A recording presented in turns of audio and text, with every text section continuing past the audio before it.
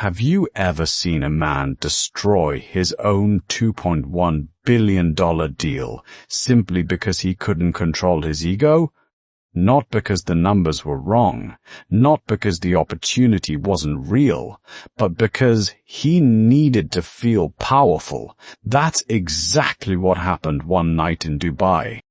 In one of the most exclusive rooftop lounges in the world, surrounded by billionaires, investors, and men who controlled entire industries, one man decided to humiliate someone he believed didn't matter.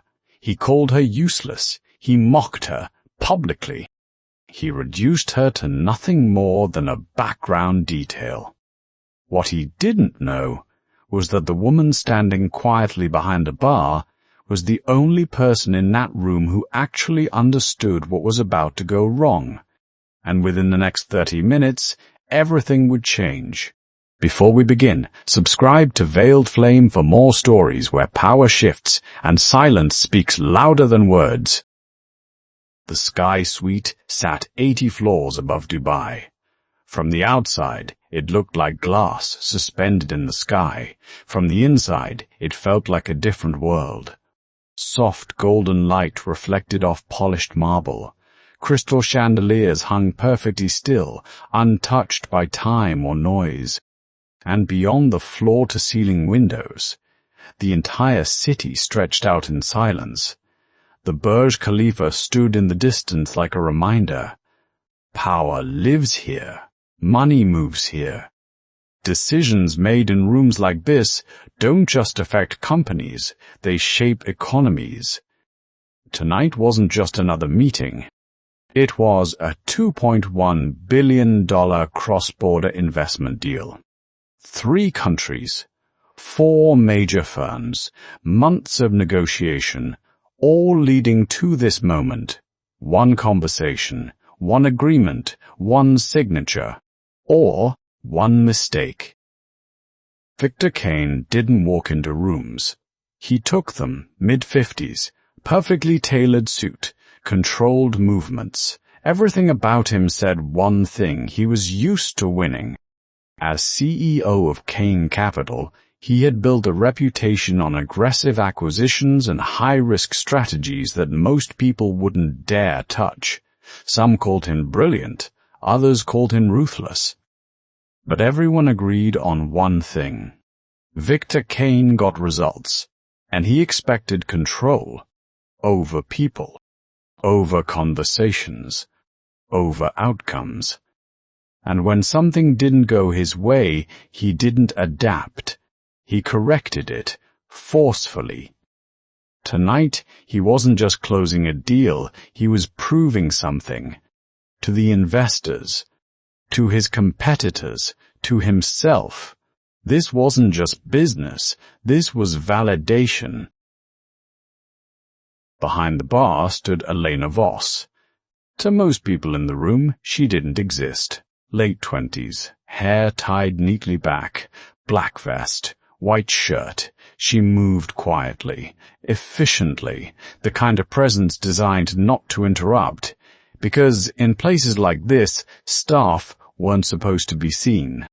They were supposed to function. But Elena wasn't just a bartender. Not really. A few years ago, she had been sitting in rooms not unlike this one, not at the head of the table, but close enough to understand how things worked.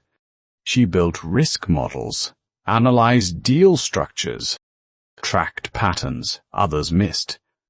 She wasn't famous, she wasn't powerful, but she was sharp, very sharp.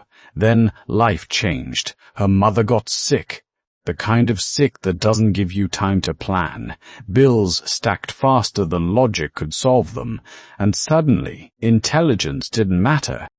Opportunity didn't matter. Survival did. So she walked away from her career, from her trajectory, from everything she had built, and she took the fastest-paying job she could find, bartending. Invisibility became her strategy. Because sometimes the best place to observe power is where no one is looking at you. The evening started tense. Not chaotic, not loud, but tight. Victor was pushing hard, faster than usual, more aggressive than necessary. The investors followed carefully. But something wasn't connecting. The translator hesitated once. Then again. Small pauses. Small adjustments. Nothing obvious. But enough to shift meaning, Elena noticed. Of course she did. She always noticed. Then Victor snapped his fingers. Sharp, impatient. You, he said without looking. The Macallan. And don't take all night. Elena moved immediately. Measured. Precise. She poured the whiskey perfectly. Placed it in front of him. Victor took a sip. Paused. Then, he slammed the glass down. This is garbage. The room stilled, not because of the drink, because of the tone. Victor looked around the table, making sure everyone was watching, making sure everyone understood. Then his eyes landed on her. Do they just hire anyone now? He said, louder this time. Or do you specialize in being completely useless, a shift, subtle, but real? One investor leaned back slightly. Another avoided eye contact. No one spoke, because no one wanted to be next. Elena stood still. Her grip tightened, just for a moment, then relaxed. Her face remained calm. But inside, something had changed. The meeting continued, but now it was unstable. Victor pushed harder. The translator tried to keep up, but the gaps widened. Partnership became control. Shared risk became liability. Small differences, dangerous differences. Elena tracked everyone. Because she understood something Victor didn't. Deals don't collapse suddenly. They weaken, gradually. The Saudi investor's posture changed. The French banker stopped writing. The Chinese group leaned closer together, speaking quietly. The room wasn't loud, but it was no longer aligned. Victor felt it, but he didn't understand it, so he did what he always did. He increased pressure. This is exactly why we're getting nowhere, Victor snapped. His voice cut through the room. Then he pointed. At Elena. Distractions like her. Incompetence. People who have no business being in a room like this. And then, the final line. You don't understand any of this, do you? You're just here to pour drinks. Stay in your place. Silence. Heavy. Final. Every person in that room felt it. Because humiliation like that doesn't just land on one person. It changes the entire atmosphere. Elena stood still. Time slowed. She could stay silent, remain invisible, let the deal collapse, not her responsibility, not her risk, but she had seen this before, too many times, deals destroyed not by numbers, but by ego. Her mind ran through the outcomes. If she spoke, she could be dismissed, ignored, embarrassed, or worse, wrong. And if she was wrong, this wouldn't be uncomfortable, it would be final. Her heart beat faster, not fear. Decision. Because she already knew something no one else in the room had realized yet. The deal wasn't failing because of strategy. It was failing because no one was truly understanding each other. And if no one fixed that, it was over. She took a breath and stepped forward. Actually, her voice cut clean through the silence. They understand perfectly. The problem is what they're hearing. Victor laughed. Short, dismissive. This isn't your conversation. Elena didn't look at him. She looked at the investors. And then, she began. Arabic first. Calm. Precise. Correcting, not showing off.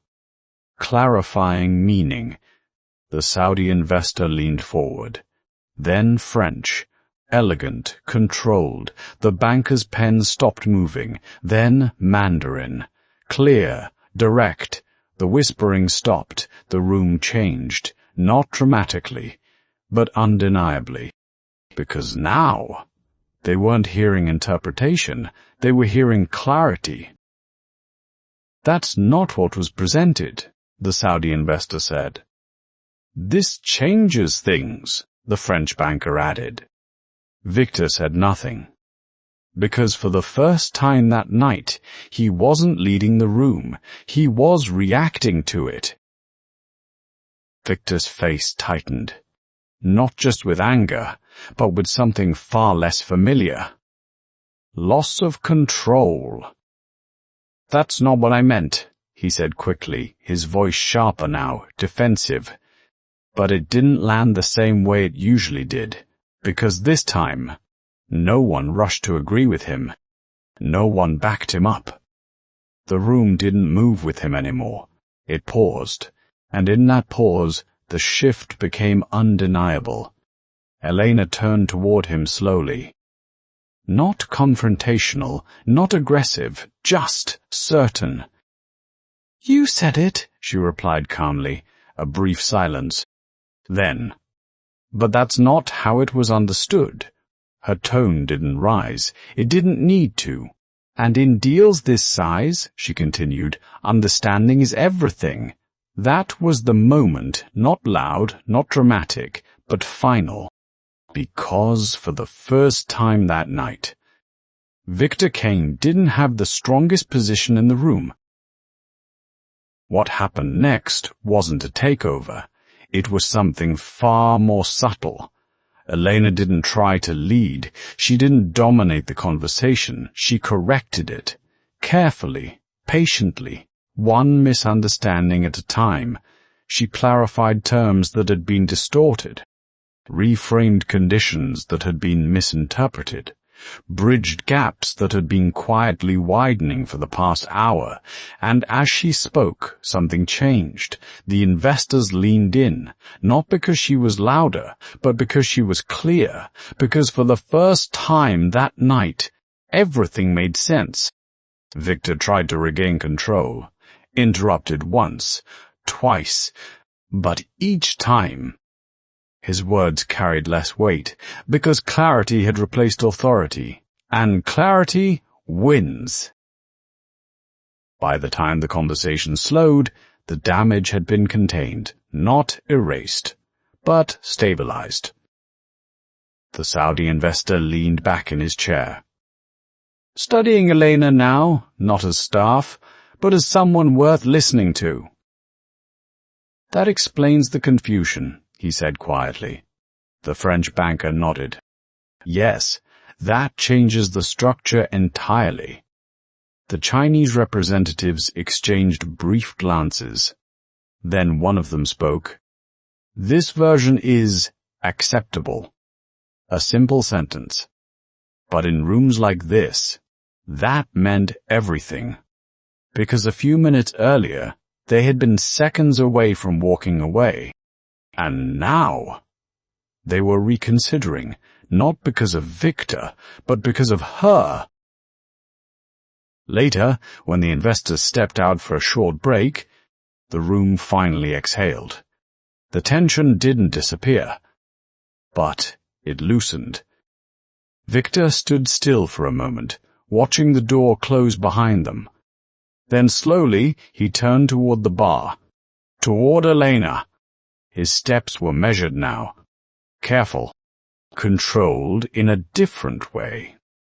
You could have said something earlier, he said, not angry, not loud, just restrained. Elena met his gaze, calm, steady. You made it very clear that wasn't welcome. The words landed instantly, no hesitation, no emotion attached, just truth. Victor didn't respond, because there was nothing to respond with. For the first time that night, he had no advantage, no authority, no control, just silence, and the quiet weight of what had just happened. 2 days later, Elena received a call, formal, direct, an offer to assist with the remaining negotiations.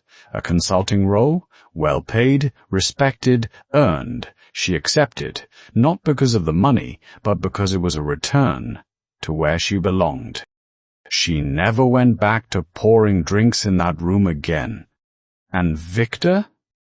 He closed the deal, eventually, but not the way he planned, not with the same authority, not with the same confidence, because something had shifted, not just in that room, but in how people saw him.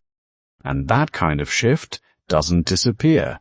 Arrogance doesn't destroy deals in one dramatic moment. It weakens them slowly, one assumption at a time, one mistake at a time, one ego-driven decision at a time. And, sometimes, the person who saves everything is the one everyone decided didn't matter at all.